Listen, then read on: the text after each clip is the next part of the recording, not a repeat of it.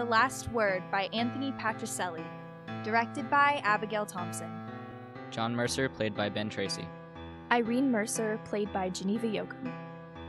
Henry the Butler, played by Eric Gonzalez. Charles, played by Ethan Hernandez. The Auctioneer and Dr. Blair, voiced by Kelsey Hill. First Woman, played by Aubrey Tu.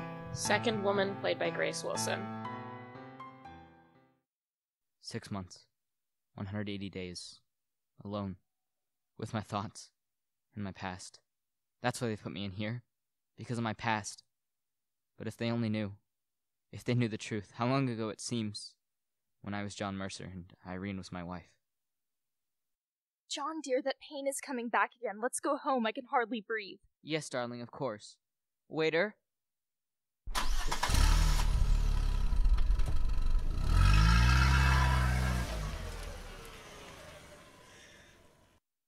John, dear, I wish you would find a more competent doctor for me. Dr. Blair seems nice enough, but he doesn't seem to be helping me. Those pains keep coming back.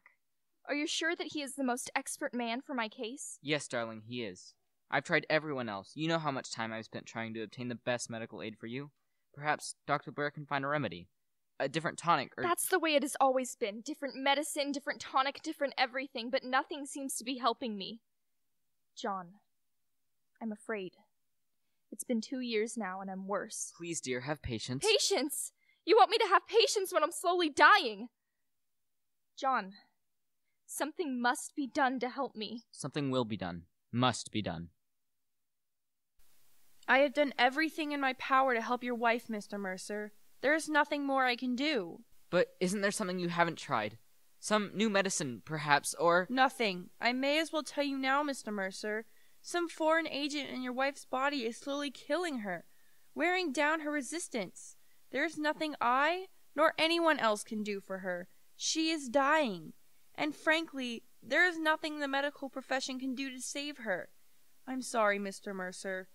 We can only hope that the medicine we are giving her will help her in her fight for life. John, a glass of water. My throat is burning. Yes, darling. And the medicine, John. But you've taken it already. Too much might not be good for you. Please, John, the medicine. As you wish, darling. And please tell Henry to bring me a pen and some paper. There's something I must write before Irene died 2 days later. Nothing could save her. Dr. Blair did everything in his power, but it was futile. I couldn't stay in that big house of ours, alone. Everything I touched, everything I saw reminded me of Irene.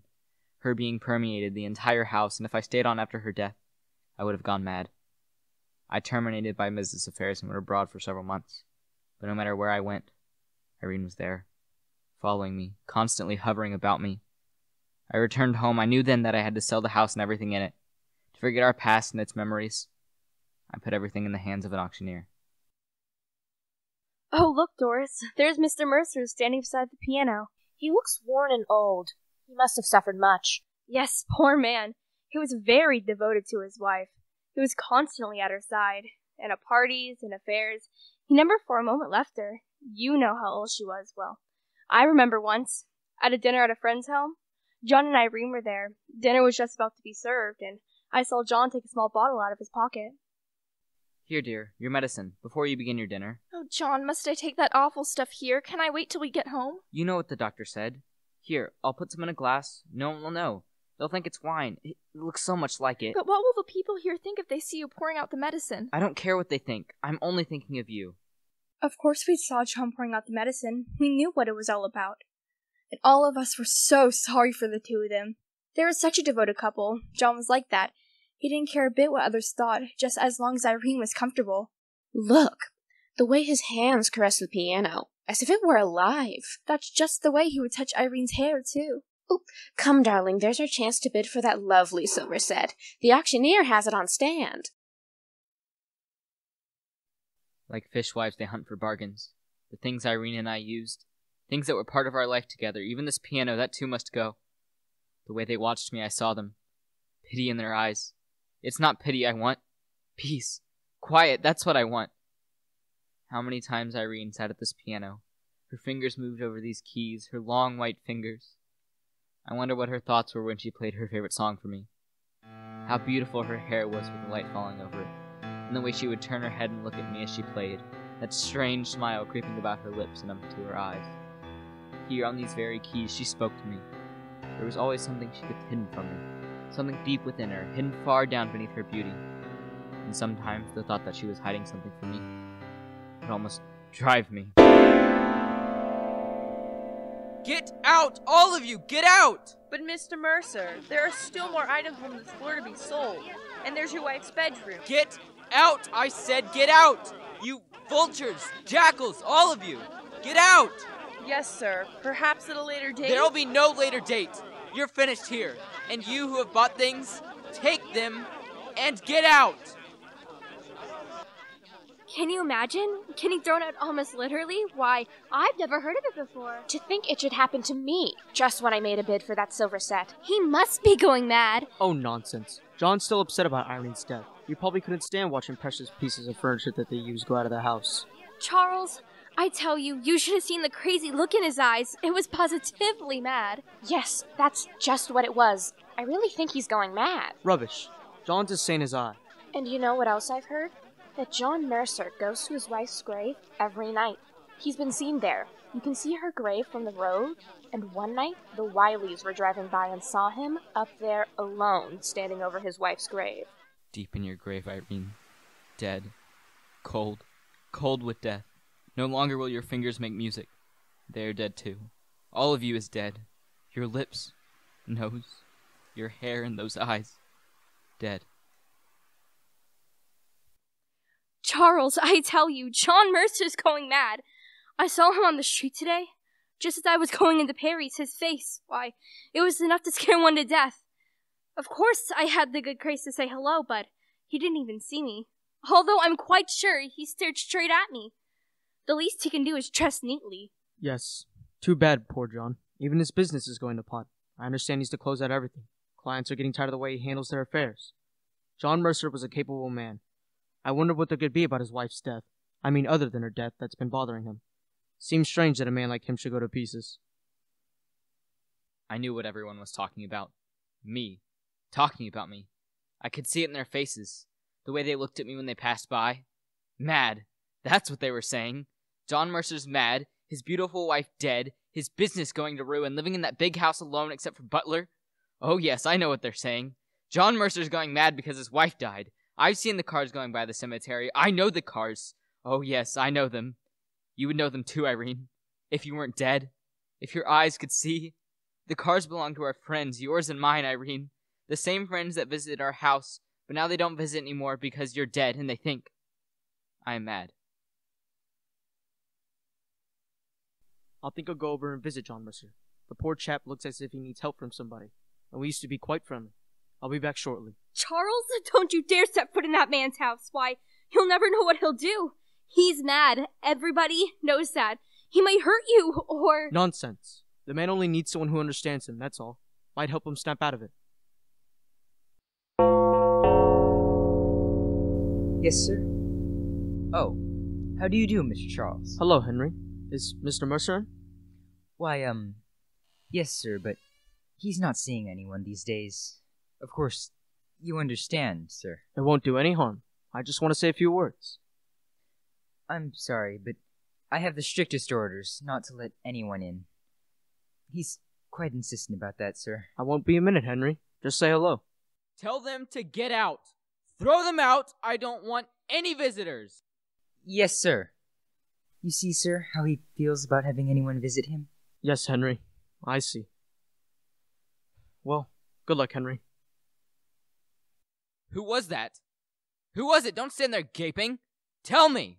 It was Mr. Charles, your old friend. He asked to see you, sir. So he's coming around to see how I'm getting along? Pour sympathy over me, just like the rest of them? Understand this, Henry. I don't want any of them in this house. Do you understand? No one in this house. Yes, sir. I quite understand, sir. I'm going up to Mrs. Mercer's bedroom now, and I don't want to be disturbed.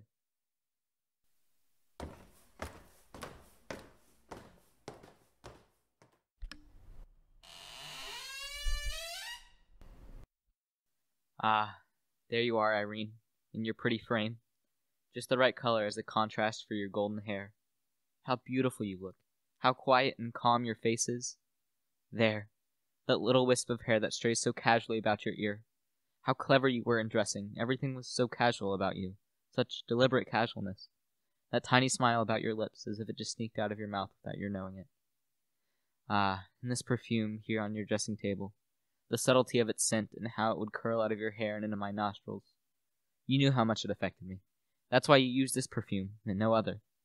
You knew, Irene. How many things you knew here at this dresser. You would sit for hours fixing your hair and face, touching it ever so gently, looking into your own beautiful face. How much you loved your face. It was your greatest treasure. And how carefully you would watch it from day to day when you were sick, to look for any more telltale signs of sickness on it. But no matter what you did, the little lines began to show on your face. Nothing you could do to keep them away. First around your eyes, then around your mouth. Oh yes, Irene. How many times I saw you when you thought I wasn't looking. When you realized your beauty was dying just as your body was. Yes, you knew you were dying, but you didn't know why. No one knew why you were dying, but I knew.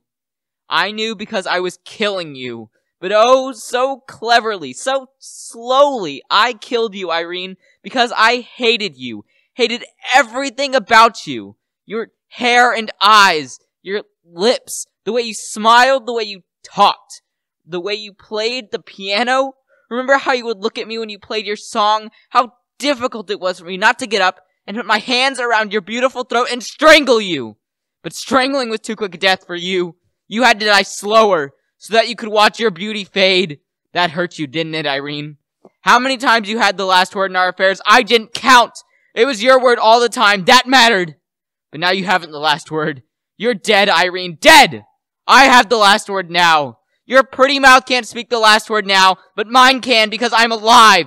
How many times I insisted that you take your medicine because every time you took it, you were closer to death. I was poisoning you, Irene. Slowly, ever so slowly watching you die. Week after week, month after month. It took a long time, but that made my pleasure last longer watching you die. Knowing that someday I would have the last word, and not you. You fiend. You witch. I hate you! There, you're smashed now. Gone forever. Now you're dead forever. Dead. And I have the last word. Who is it? It is I, sir. I told you not to bother me. Get out! But this is important, sir. Here is a letter your wife told me to give you. She wrote it just before she passed away. She told me to give it to you when I was sure you would be in her room. So, when you said you would be in her room, sir, I got it for you. It was her wish, sir. A letter? From her, but she's dead. I know, sir, but she wrote it before she... Give it to me, and get out! Get out! Letter? Before she died for me? Here on the envelope it says, to John. Yes, I am John, but no, I don't want to open it. It's something fiendish. Only she could think of doing a thing like this. Send me a letter after she died. But I must open. I've got to read it. Her writing. Such beautiful writing. How pretty she could write. How well she did everything, even writing a letter from the grave. Ah, dated May 8th, the day she died. Dear John, I know what a surprise this will be to you upon receiving a letter from me after I have died. I know how much it will shock you, but please, John, don't be. Nothing should shock you now. Not after what you have done to me. You were such a devoted husband, weren't you, John? Caring for me, looking after me with such diligence. Making sure that I took my medicines regularly, getting the best doctors in the country to diagnose a sickness. How you gloated when they threw up their hands in despair, giving up, not knowing what was wrong with me. How attentive you were when we went visiting friends so that people could say, John is so good to her. Oh yes, John, I knew all that. And more. I knew what you were putting in my medicines. That was why you wouldn't let anybody but yourself get the prescriptions filled out. Only you measured the teaspoonfuls for me to make sure I got enough of the poison you were putting in the bottles. But you'll wonder, if I knew this, then why didn't I do anything about it? Because I knew you hated me. I tell you, John, because I knew I was going to die anyway. That's something you didn't know. There was something wrong with me the doctors knew, and I told them not to tell you for fear it would disrupt your business affairs and make you miserable. Ah, yes, John, I too had my secret. So I kept on taking your poison because I had to die, and that would hasten my death. I always had the last word in everything, and that too bothered you, didn't it, John? You think that you had killed me, and thereby spoke the last word, but now you know you didn't, and now, as always, I have the last word.